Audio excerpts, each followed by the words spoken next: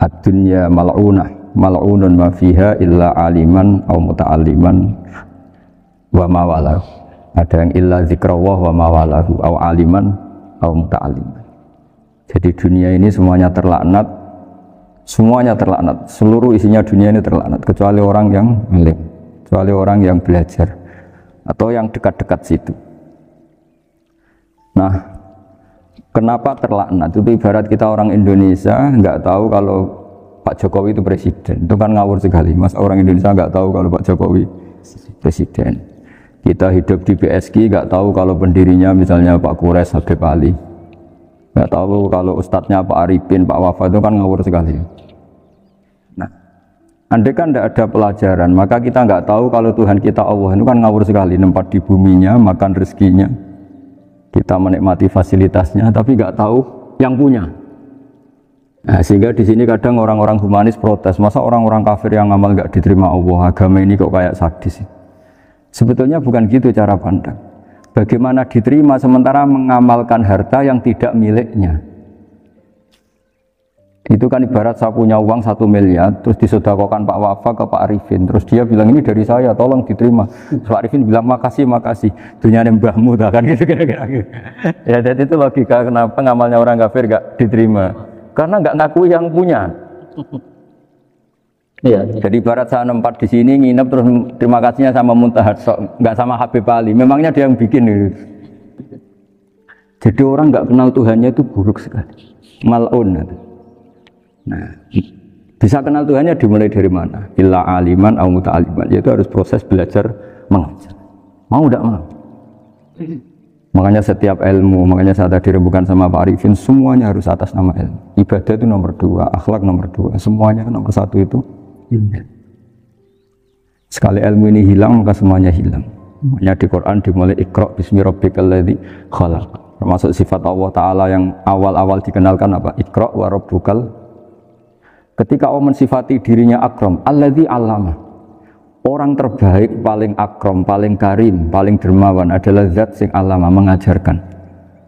Makanya kata Nabi, tidak ada sedekah sebaik kalimah yang ditemukan orang muslim, dan kalimah itu kalimah bijak kemudian diajarkan ke muslim yang lain, itu disebut afdhalus shadaqah.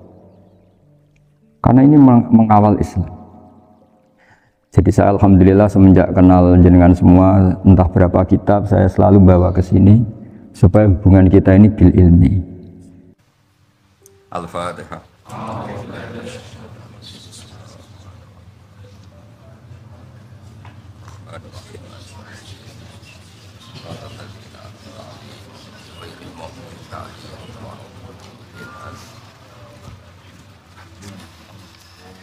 ila hadratin Nabi Mustafa sallallahu alaihi wasallam subhanahu wa Muhammad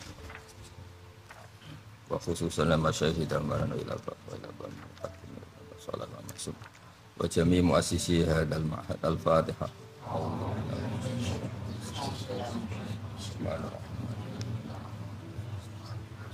Radal ladzina an'amta 'alaihim ghairil maghdubi 'alaihim waladdallin.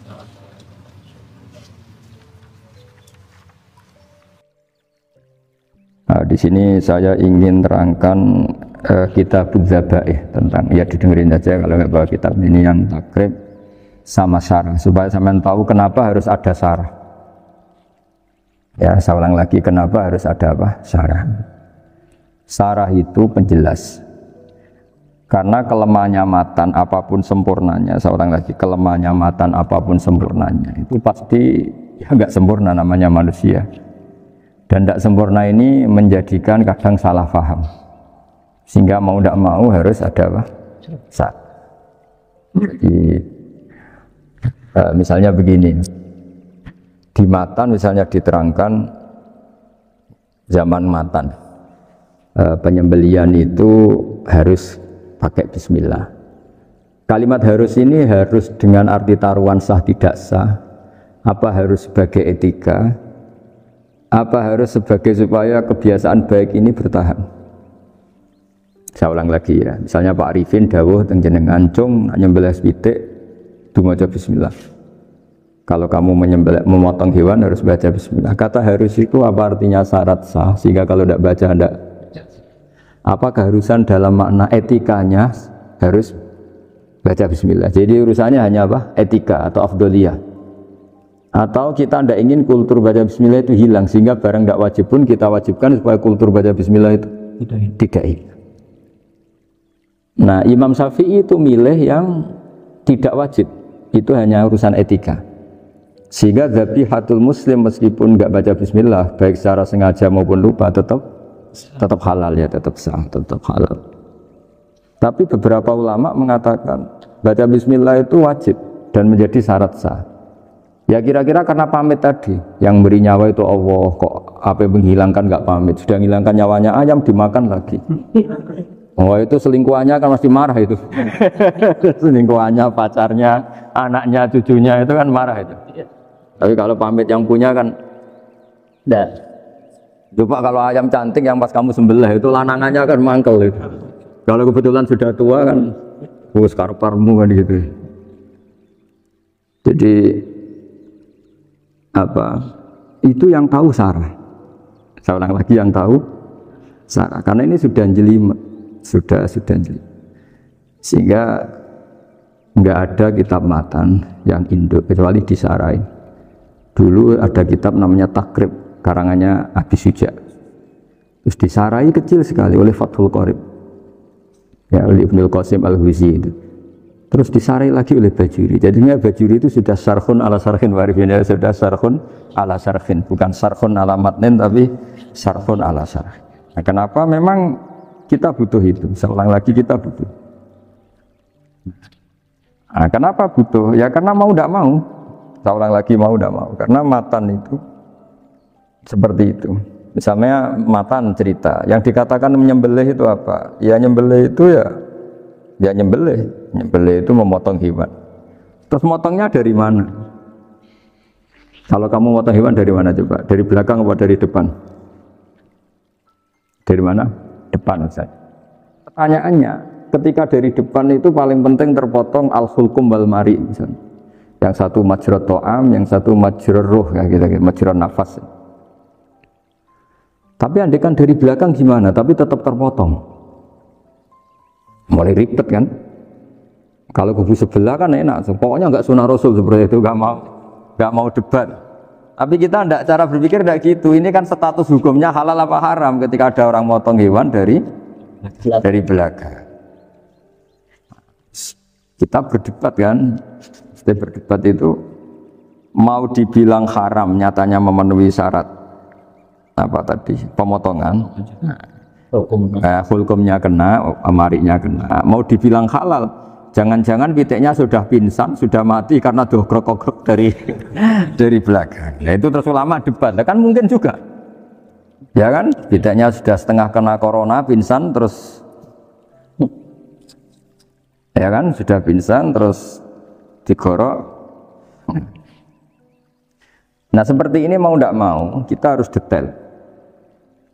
Detail artinya yang dikatakan menyembelih itu apa? Ya nanti tak bacakan tabir di Bajuria sekaligus ijazah untuk jenengan semua. Saya tadi alhamdulillah ketemu Pak Arifin lama, hentikan panjang lebar tentang pentingnya ilmu. Yang dikatakan menyembelih adalah mematikan hewan yang hidup dengan kaifiyah syariah. Seorang lagi, mematikan hewan yang hidup dengan kaifiyah syariah.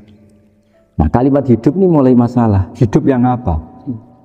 Misalnya ada hewan, saya sering ada ayam jago ketandang mobil, ketabrak mobil, kejet-kejet. Enggak kamu sembelih pun 1 menit lagi pasti meninggal. Ini kan hanya koordinasi prosedur saja.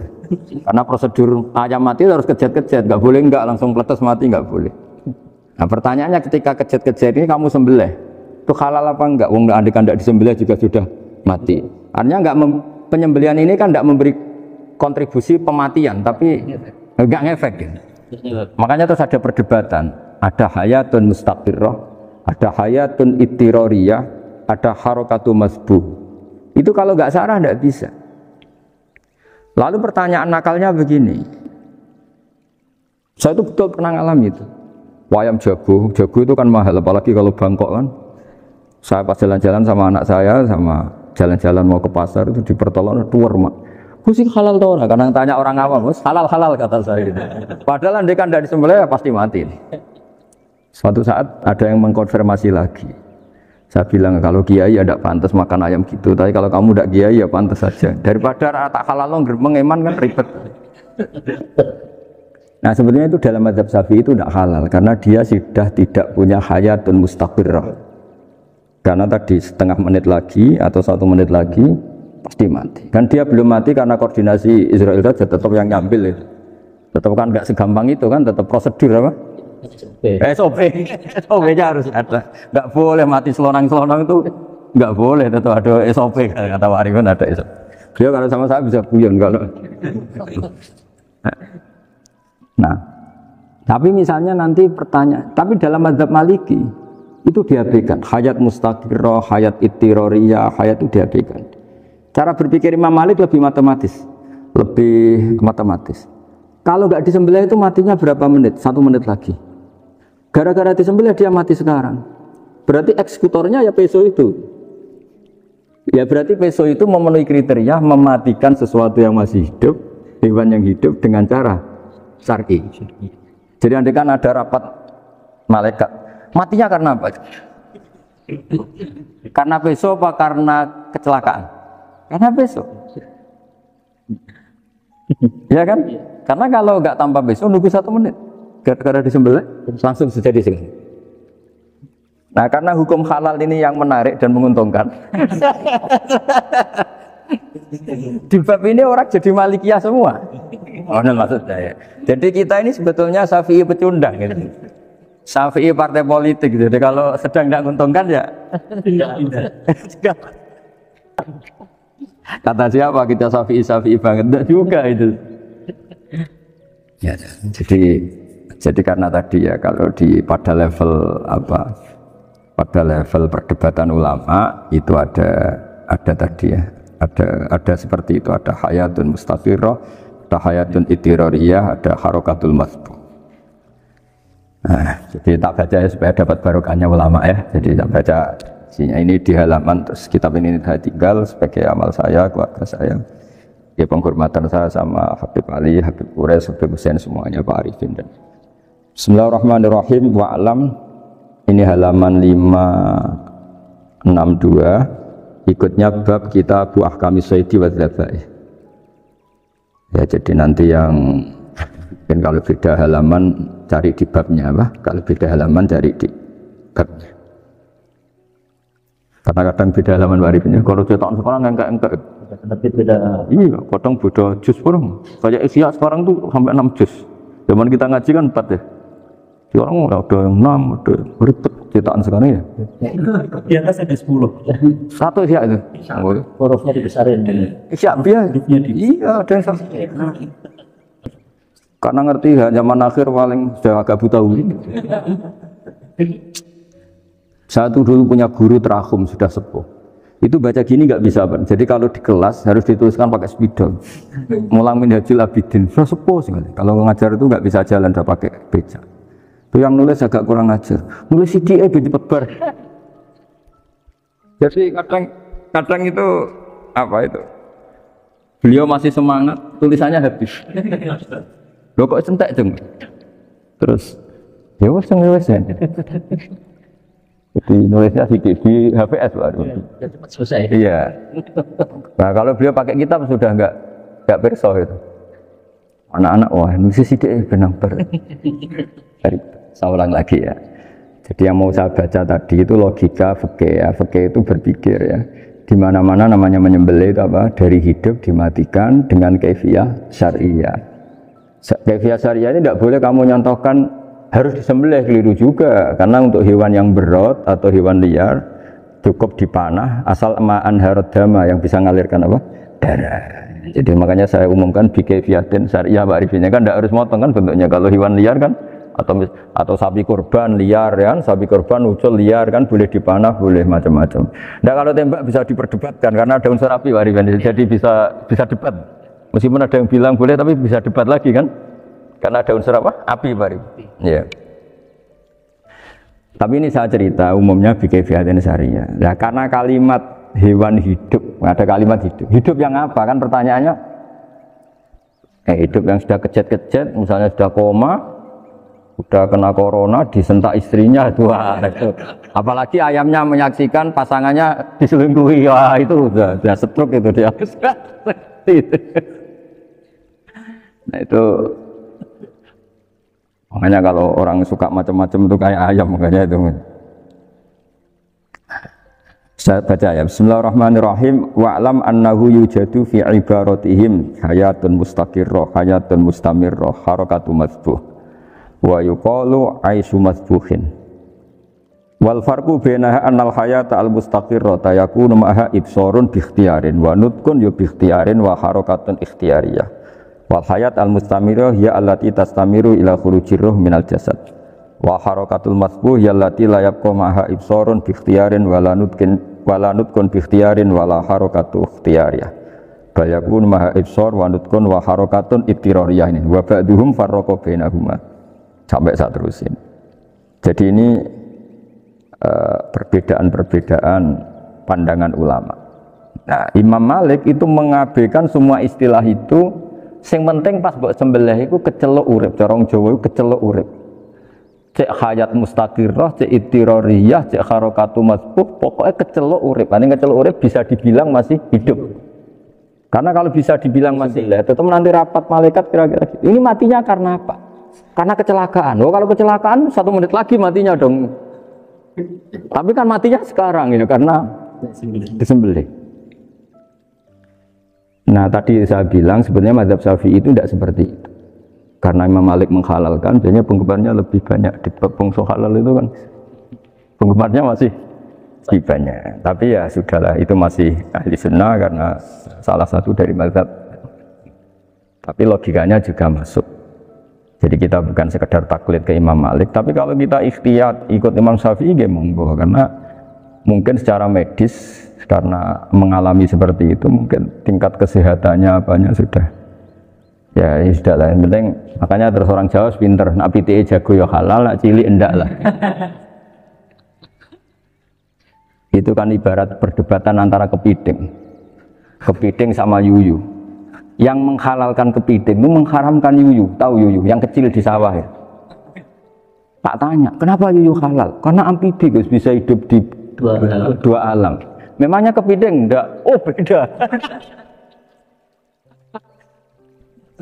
Ternyata beda maksudnya. Eman Gus kalau haram. Eman kan kalau yuyu haram kan enggak ngefek kan. Kecil. Ini mufti kok. Oh udah kadang halal. Udah kadang makan selama ini. Iya selama ini udah kadang makan itu.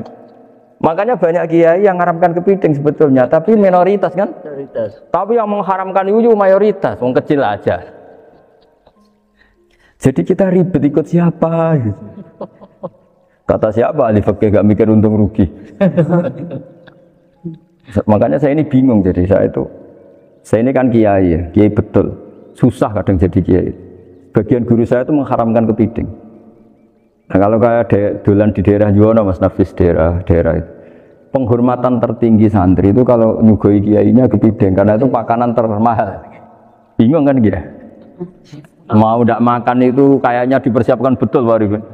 Ada effort ya.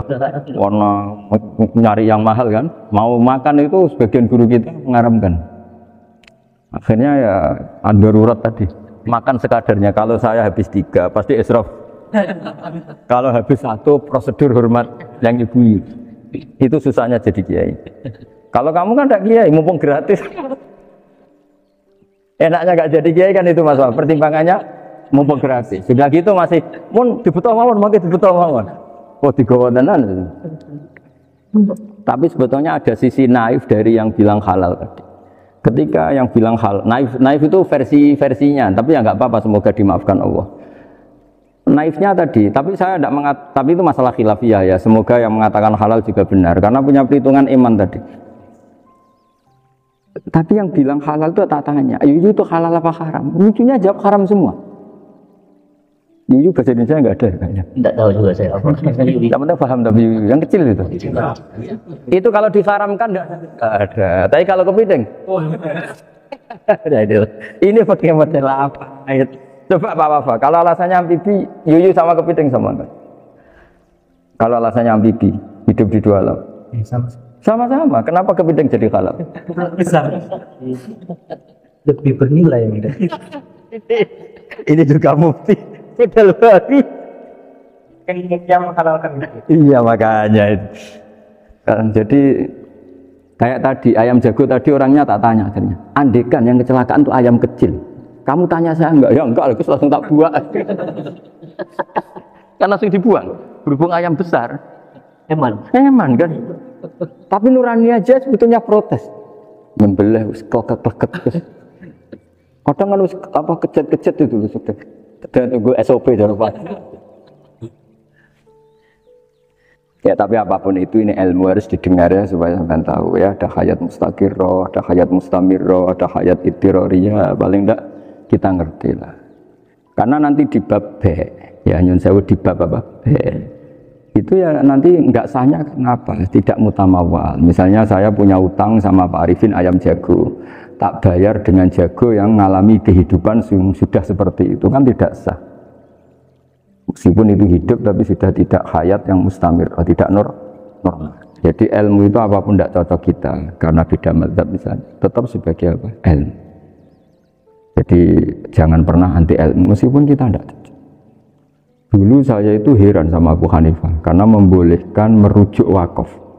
Wakaf itu kan nggak boleh ditarik kembali dalam mazhab Syafi'i dan hampir semua ulama bilang gitu. Tapi kalau kata Abu Hanifah, jika nazir yang nerima itu tidak sesuai rencana kita, keinginan kita itu boleh narik kembali. Fa innal waqfa atiyatun mahdhah, kata beliau, wakaf itu ya pemberian normal saja.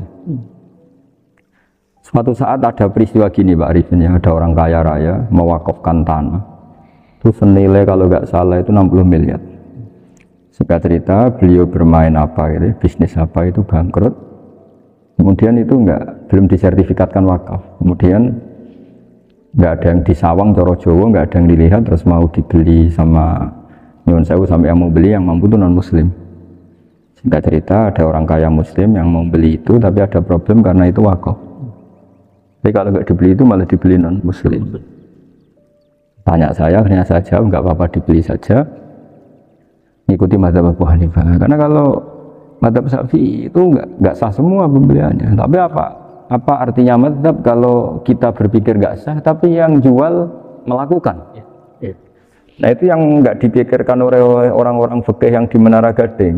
Apa gunanya kita bilang nggak sah tapi yang punya tanah tadi tetap menjual karena tidak mengindahkan hukum itu, mau apa? Makanya saya bilang nggak kiai-kiai nentang Gus itu nggak ada kaulnya dalam mazhab Syafi'i. Saya bilang kamu mengharamkan itu tidak ada gunanya karena itu tetap dilakukan. Jadi kita pertimbangannya tidak itu, daripada dikuasai situ mendingan kita. Betul. Nah itu sisi-sisi fikih. Makanya ini kita ngaji fikih tidak segampang itu memberi fatwa karena pertimbangannya banyak, Pak. Tidak hitam putih. Tidak hitam putih gitu maksud saya, ini cerita. Jadi nanti kamu ngerti. Jadi mau apa coba? Itu kan ibarat gini. Hukumnya kita ngajar perempuan itu masalah sebetulnya secara karena itu ajnabiyah. Tapi fikih mentoleransi li ajli ta'lim karena untuk belajar enggak apa. Kalau sudah jadi fakta itu ribet. Dia maunya belajar sama kamu dan sekali yang lain yang potensi menyesatkan. Jadi fikihnya bukan masalah nazar lagi, sudah penyelamatan. Ribet kan kalau sudah begitu.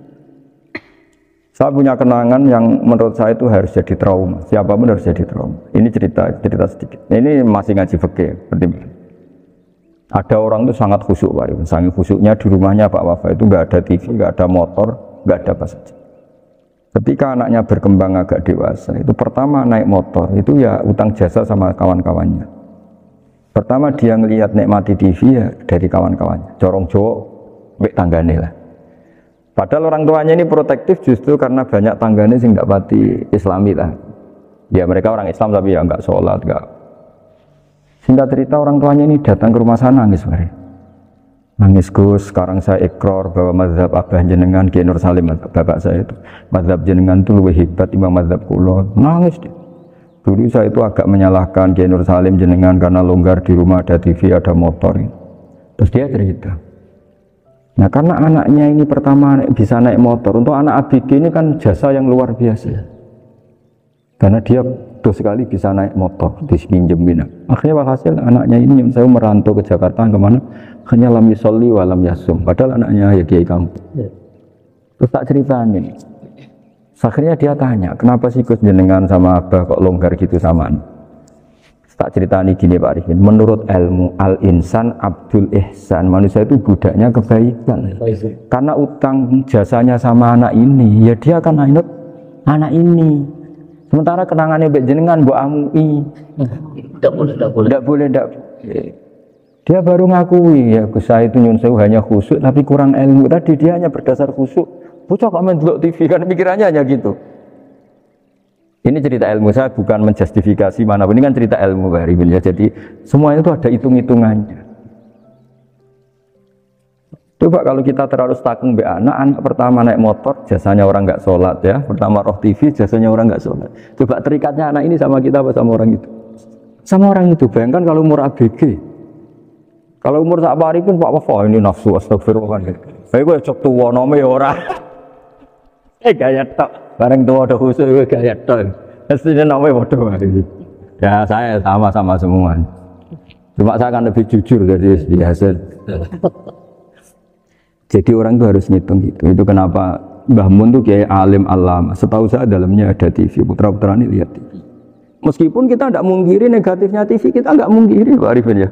Tapi tadi ketika anak-anak ABG itu pertama lihat TV jasanya tonggoni. Kalau kebetulan tangganya wong soleh nggak masalah ya. Kalau enggak, itu nangis ke rumah saya itu ya. Nyesel deh. Tidak bisa bilang gini, ini jenengan tiang soleh, mesti anak jenengan suatu saat kembali. Coba pola jenengan harus rubah.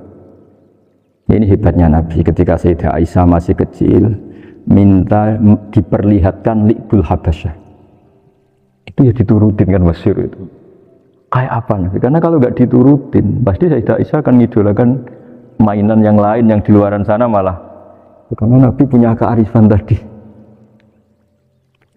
Jadi ini kan ilmu, lagi-lagi ilmu. Jadi yang semua itu harus dibaca dengan ilmu. Makanya kata Nabi, ad-dunya mal'unatun mal'unun fiha illa dzikrawah wa ma'alalahu aw aliman aw muta'aliman. Karena dunia ini hanya bisa dibaca dengan ilmu. Yang diridai Allah maksud saya hanya bisa saya itu banyak kenal menteri, kenal pejabat. Tapi saya tidak pernah melihat itu sebagai pejabat. Melihatnya itu orang yang ingin belajar agama. Karena sekali salah melihat, yang hidup itu tamaknya Pak Arif. Yang hidup kan tamaknya. Saya kenal orang kaya, kok melihat kaya. Yang hidup itu tamaknya. Ingin dapat ini, dapat. Tapi kalau melihat itu sebagai hamba Allah yang ingin belajar, insya Allah kita selamat dari tamak. Meskipun kita ya manusia tidak sempurna. Setidaknya ketika dia lomo atau tidak lomo, nyalami template apa tidak ngefek, karena kita melihat ini mau belajar. Tapi kalau kamu didorong tamak, katanya orang kaya ternyata nggak tahu haknya kiai, ribet kan? Ribet. Ya kalau kamu punya santri cantik ya lihat itu sebagai santri kamu. Jangan melihat ini mau nggak sama saya, kalau enggak ya ribet kalau gitu. Ini anak-anak muda harus dilatih ikhlas, bahaya ini santri-santri sampean kalau nggak dilatih ikhlas ini. Karena ini belum punya penggemar pejabat, paling ya anak-anak yang ya tadi ABG. Jadi lah Sarah kembali lagi Sarah itu membicarakan itu detail. Jadi ya makanya kenapa orang mati yang lahir langsung meninggal itu nggak wajib disolati. Ya, alasannya di fikih ya lucu. Karena dikatakan sholat mayit, di mana-mana mayit itu sabakohu hayatun. Di mana-mana namanya mati itu terdahului oleh hidup. Nah ini nggak pernah hidup langsung mati. Jadi begitu ya kadang lucu. Ya gitu aja alasannya. Kamu nyolati apa? Mayit. Kenapa kok mayit? Ya mayit itu namanya mayit. Orang mati. Orang mati. Orang mati artinya pernah hidup. Nah itu Sarah. Jadi ketika matan hanya cerita wasiktu alladzi lam yastahila, nggak pernah nangis, nggak lam yusalla alaih. Sarah bilang mergo ora tahu urip. Kalau nggak pernah hidup berarti nggak bisa dikatakan mati. Kayak sampean miskin itu kan nggak bisa dikatakan bangkrut. Ya miskin aja gitu loh. Kan gitu ya. Karena nggak pernah kaya. Nggak pernah kaya. Kayak Mas Nafis nggak bisa dikatakan, oh itu Qurannya lupa gimana? Nggak pernah hafal. Jadi yang dikatakan lupa itu pernah apa? Enggak lupa enggak apa, Gus Qurannya lupa kayak. Enggak pernah hafal kok bilang apa? Lupa itu. Enggak boleh Pak Wafa bilang, saya ini bangkrut apa? Enggak pernah kaya kok.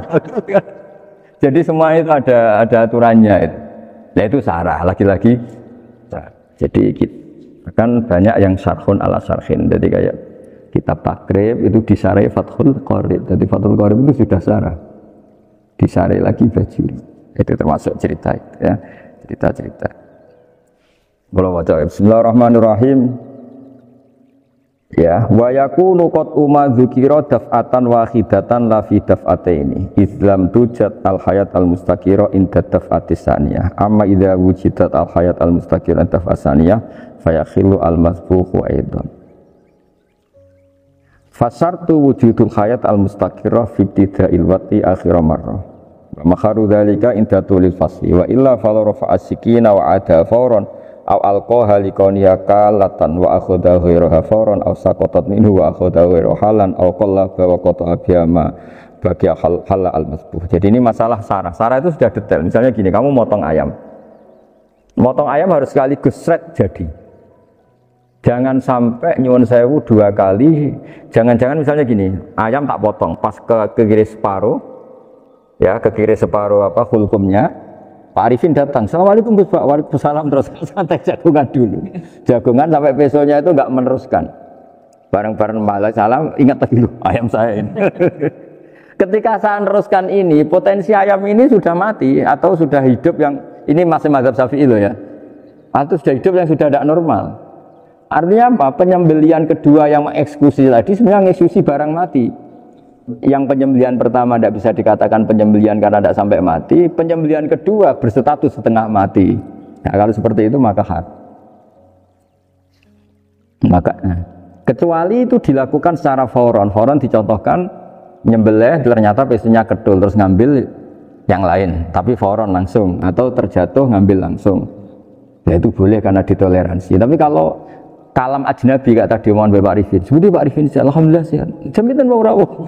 Cari ayamnya asem mana. Ini harus apa? Ini orang ngapur.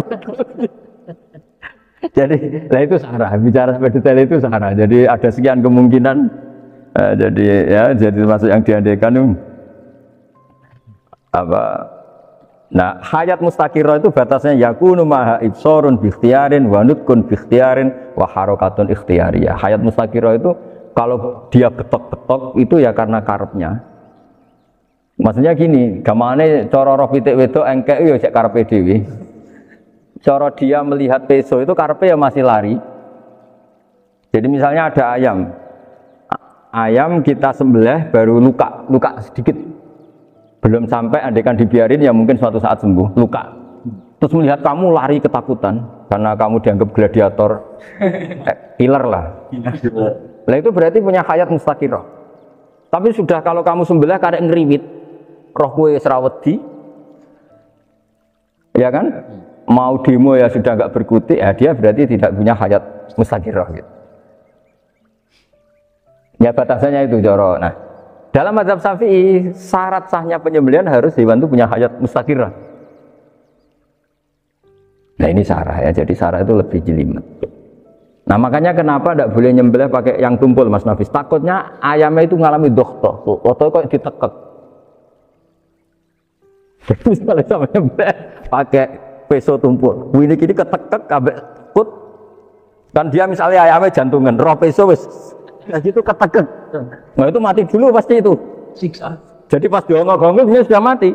Jadi nanti kalau di akhirat, sebenarnya saya sudah mati loh, ngawur.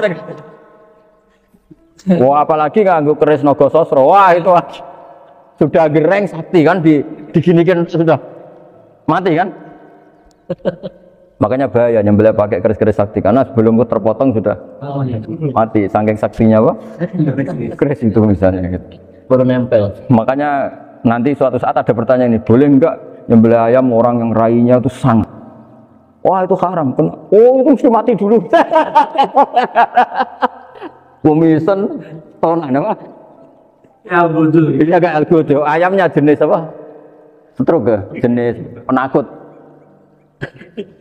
Pas mau disembelih, tidak mati. Jadi hati-hati ya nyembelih ayam. Jadi kalau orang kampung Pak Arifin ya, orang kampung mudin kampung. Mungkin kalau orang kota sudah nyuwun sewu gak peduli. Kalau orang kampung itu gitu.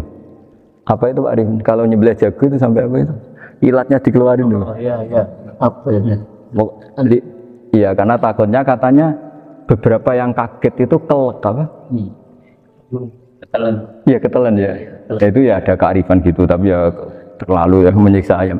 Tapi memang potensi katanya Pak Arif. Katanya yang ahli-ahli itu ya. Jadi kalau dia jago ya, mau disembelih, saking takutnya itu. Kalau orang Jawa kalau takut kan yang ngelek idu ya. Orang Jawa loh ya. Itu kalau orang takut kan kadang apa kayak. Nah ayam itu nak ketakut. Kadang ininya terus apa? Lidahnya masuk. Akhirnya pas disembelih ini nggak kena. Nah, makanya terus banyak mudin yang punya ikhtiar tadi. Pernah lihat loh Pak yang ayam jago itu ilatnya di ya itu ya tidak wajib, cuma tidak bisa kita salahkan. Tapi kata penyembelih yang lain tak tanya eksekutor yang lain, pokoknya rodok dipenegus. Iku seraiso. Saya belum pernah nyembelih ayam karena ini kan selain nggak profesi saya juga nggak mentolonan saya. Tapi ini beberapa kefiah yang penting kita tahu ilmunya. Yang paling pokok itu qatul khulqum wal mari. Ya kira-kira dalan sing digo nafas sama digo makanan tadi. Ya tapi itu tadi caranya semua itu harus tadi mengalami atau masih punya hayatun mustaqir. Nah, takutnya dalam konteks nyembelih yang apa tadi? Saya bilang separuh tadi, separuh. Itu jamnya normal enggak? Itu sudah jam 11 ya? 10. Oh, jam mati almarhum itu. Itu enggak halal disembelih itu sudah maitah ya. 10:14 sekarang. Iya ya. Ya makanya saya bingung lihat jam. Ya jadi itu Pak Wafa ya, pentingnya sarah itu seperti itu. Matan itu kan asal nyembelih saja, tapi di sarah diterangkan jangan hanya nyembelih, yang disembelih harus ada hayatun mustaqirah, karena dikatakan penyembelihan adalah menghilangkan nyawa. Nah, kalau nyawanya saja sudah hilang bukan nyembelih gitu. Nah potensi itu ada ketika jago kamu sembelih pakai yang tumpul. Ini ada doktoh. Loh, hewan itu juga kayak manusia loh, karena punya hati. Ketika takut saja mati. Nah, takutnya ulama kan ini ngalami doktoh, kayak orang ditekek kan mati kan, ditekek kaget. Contoh gampang gini, orang ditekek perempuan kemungkinan mati itu kecil, karena murni hanya ngalami pernafasan. Tapi nak ditekek wong gagah tatonan kan terus dua reaksi tubuh, akut sama nggak bisa bernafas, itu kan lebih cepat, apa? Mati. Kira-kira kan gitu. Lah ini sudah takut, dongok-dongok itu kan. Nyiksa. Saya sering ketemu orang yang ahli nyari ular, nyari apa. Itu ya gitu. Filosofinya sama seperti orang perang. Harus bikin takut. Iku kewan Gus nak disewentak, iku telelekan. Jadi telelekan itu apa Pak Anda bicara bahasa Batawi ini? Orang kaget terus terpaku itu. Teorinya Khalid bin Walid kan gitu. Kalau perang supaya musuh takut. Kamu tahu saya, kami siapa? Menggertak gitu. Ayat ji'na biqaumin yuhibbunal mauta kama tuhibbunal hayat. Kita ini bawa pasukan yang mereka mencintai mati kayak kalian mencintai hidup. Pasukan kami ini wah darwis, berani modar ya wis gitu, kira-kira gitu kalau bahasa Jawa itu. mati. Berani mati. Berani mati. Akhirnya musuhnya kan nah, di antara syaratnya perang kan gitu, harus bikin musuh itu takut, gemeter. Nah telelekan itu gampang gitu, telelekan itu pokoknya tadi loh Pak Arifin, kepaku tadi. Nah agak berkutik. Paham ya? Nah jangan-jangan ayam yang kita sembelih mau wis wedi dongok-dongok mati duluan gitu. Nah, makanya terus kata musannaf kalau bisa itu wa yakunu madzukira bidafatin wahidah, itu usahakan sekali jadi. Tapi itu bukan berarti syarat sahnya harus sekali jadi. Kira-kira karena tadi nggak kebayangkan kalau baru separuh tak Assalamualaikum Gus Pak, Waalaikumsalam Pak Arifin, sebuti kabarnya. Baru itu terus ingat, diteruskan lagi, kemungkinan ini sudah mati apa? Nah, makanya Ya tapi lagi-lagi ini saja ya, baca bismillahirrahmanirrahim wa yakunu qad umadu kira daf'atan wahidatan la fi daf'ataini fa innahu yahrumul masbuh hina idin.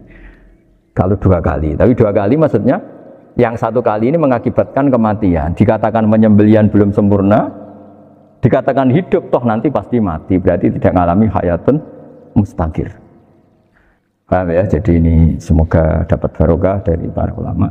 Jadi saya mohon nanti Pak Wafa, Pak Muntaha, teman-teman jangan hanya baca matan ya. Pada level alim itu harus baca syarah, karena matan itu nyuwun sewu tidak cukup untuk menjawab sekian kemungkinan. Syarah itu sono fardul masalah. Ya Pak Arif ini saya mengandaikan masalah meskipun belum terjadi ya pengandaian, sehingga nanti kalau terjadi kalau militer itu apa? A, B ya? Alternatif gimana? Kalau strategi itu ada sekian A, B, C. Kalau A gagal, B sudah siap militer. Jadi kalau masuk surga pintu 1 nggak bisa, itu kedua. Sebenarnya harus hidup itu ilmu. Ad-dunya mal'unah, mal'unun ma fiha illa aliman au muta'alliman wa mawalahu.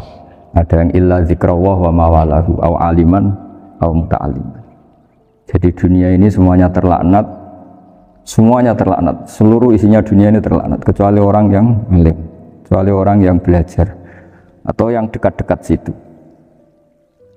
Nah, kenapa terlaknat? Itu ibarat kita orang Indonesia nggak tahu kalau Pak Jokowi itu presiden, itu kan ngawur sekali. Mas orang Indonesia nggak tahu kalau Pak Jokowi presiden. Kita hidup di BSG nggak tahu kalau pendirinya misalnya Pak Kures Habib Ali. Nggak tahu kalau ustadznya Pak Arifin, Pak Wafa, itu kan ngawur sekali. Nah, andai kan tidak ada pelajaran, maka kita nggak tahu kalau Tuhan kita Allah itu kan ngawur sekali, nempat di buminya, makan rezekinya, kita menikmati fasilitasnya, tapi nggak tahu yang punya. Nah, sehingga di sini kadang orang-orang humanis protes, masa orang-orang kafir yang amal nggak diterima Allah, agama ini kok kayak sadis. Sebetulnya bukan gitu cara pandang.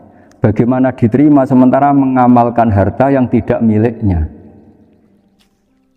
Itu kan ibarat saya punya uang 1 miliar, terus disedekahkan Pak Wafa ke Pak Arifin, terus dia bilang ini dari saya, tolong diterima. Terus Pak Arifin bilang makasih, dunia mbahmu, kan gitu kira-kira. Ya, jadi itu logika kenapa ngamalnya orang kafir gak diterima, karena nggak ngaku yang punya. Ya, jadi ibarat saya nempat di sini nginep terus terima kasihnya sama Muntaha, nggak sama Habib Ali. Memangnya dia yang bikin itu.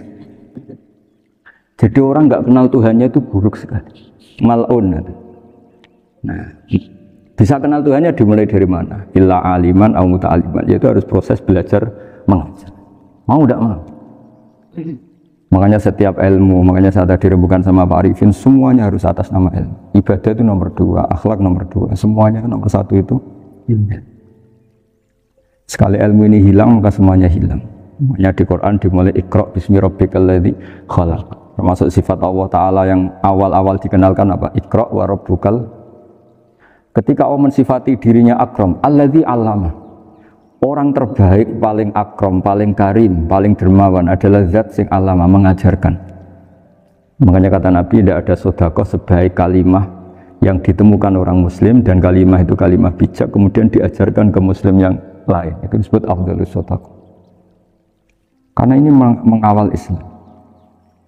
Jadi saya alhamdulillah semenjak kenal jenengan semua, entah berapa kitab saya selalu bawa ke sini supaya hubungan kita ini bil ilmi. Ya, karena hari Syajaratul Ma'arif beberapa kali sudah saya baca, ini tak ijazahi kitab Bajuri ya, sarahnya Fathul Qorib. Al-Fatihah.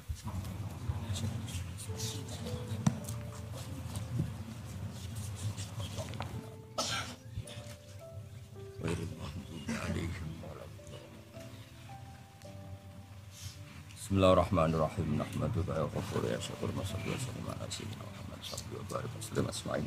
Allahumma ya Allah ighfir li masyayikhina wa ya khairil madina wa ighfir ya Allah muassisi hadzal mahal wa anzilhum manzilan husnan minka ya Allah.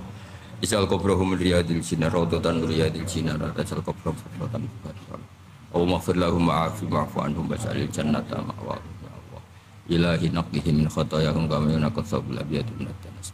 walakihim biridho kalam min sakhatik walakihim bimaghfirat kalam min adab bana atina fid dunya hasanah fil akhirati hasanah wa qina adzabannar sallallahu alaihi sayyidina Muhammad sallallahu alaihi wasallam subhana rabbika rabbil izzati amma yasifun wa salamun alal mursalin alhamdulillahi rabbil alamin bismillahirrahmanirrahim